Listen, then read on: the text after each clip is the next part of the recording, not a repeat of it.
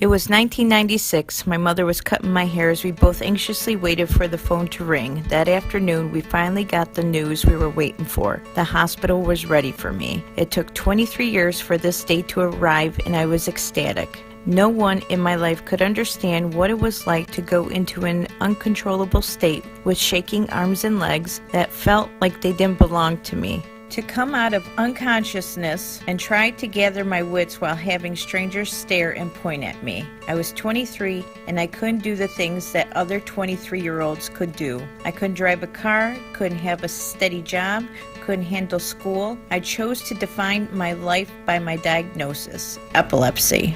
Hope when you take that jump, you don't feel the fall.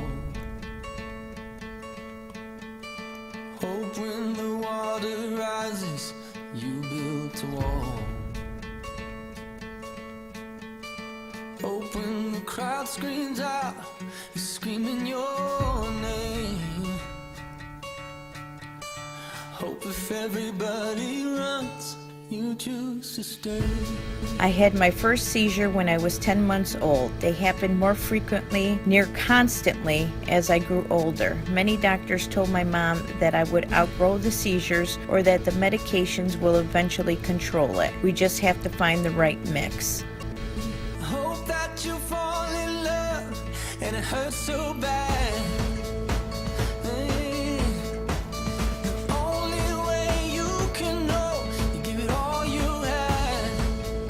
In my late teens, doctors began to discuss with me my surgery options to control the seizures. Just the idea that I could have surgery and my life would change was energizing. I was too young and naive to see the big picture, that it was brain surgery, and there were significant risks, and it might not even cure my epilepsy. But the chances at a life without seizures was just too appealing.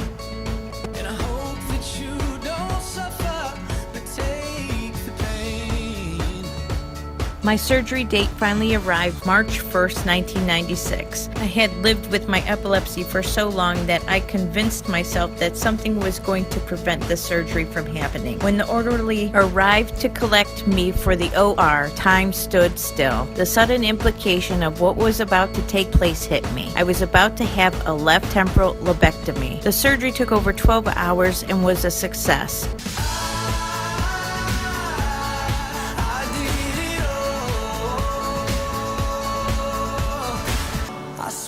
I lived.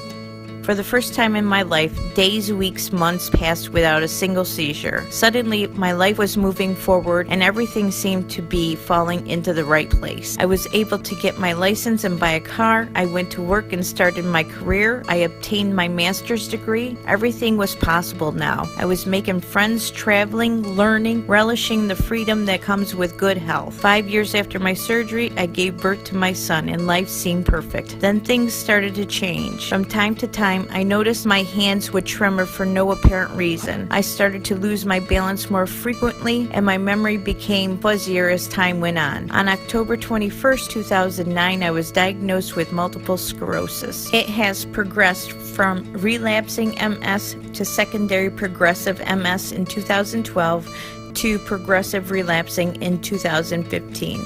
Old fears washed over me. What did this all mean? Is my MS somehow related to my epilepsy? Is this a belated result of my brain surgery? How will this impact my life? Each day I struggle with these thoughts and new questions as I fight with new pain and learn to live in a body that doesn't entirely feel like my own. Do you know the common saying, I wish I knew then what I know now? For me, it's the opposite. I needed to remember, now in my 40s, what I learned in my 20s, that everything can be possible. And so I live my life now to the fullest. Even with the debilitating symptoms that impact my physical self, I stay active. I choose to live a life not defined by my diagnosis.